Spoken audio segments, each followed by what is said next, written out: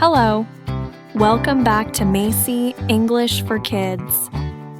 Today, we are going to learn how to talk about what is happening right now. This is called the present progressive, or the present continuous. Part 1. What is the present progressive? It's a way to say what you are doing at this very moment. The most common use of the present progressive tense is to talk about actions that are happening right now. It is often used with words like now, right now, and at the moment. For example, right now, I am talking to you. You are watching this video right now. And maybe someone is eating breakfast at the moment. Part 2. How to make present progressive sentences. We use am, is, or are, plus a verb that ends with ing. Here's how it works. If the subject is I, we use am. I am reading a book. If the subject is he, she, or it, we use is. She is playing with her doll. If the subject is you, we, or they, we use are. We are singing a song. Part 3. Negative sentences. If we want to say something is not happening right now, we just add not after am, is, are. I am not sleeping. They are not playing. We can also use short forms to sound natural. He isn't running. They aren't eating. Part 4. Asking questions. When we make a question in the present progressive, we switch the subject and the verb.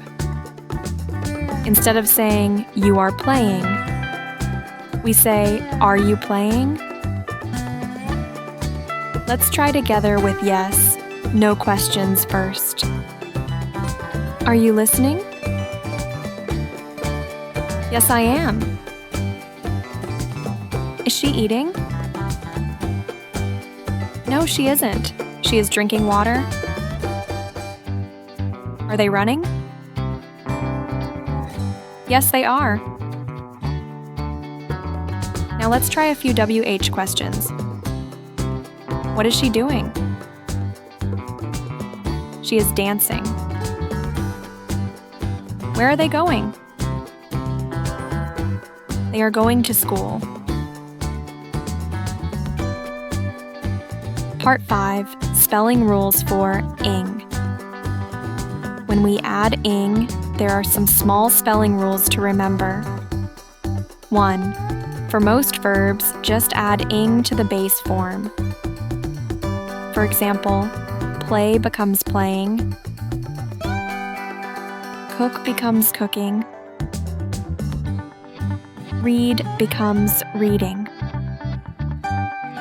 2. If the verb ends with e, drop the e before adding ing. For example, make becomes making, write becomes writing, dance becomes dancing. 3. If the verb ends with consonant plus vowel plus consonant, and the stress is on the last syllable, double the last consonant. For example, run becomes running, sit becomes sitting, begin becomes beginning. 4.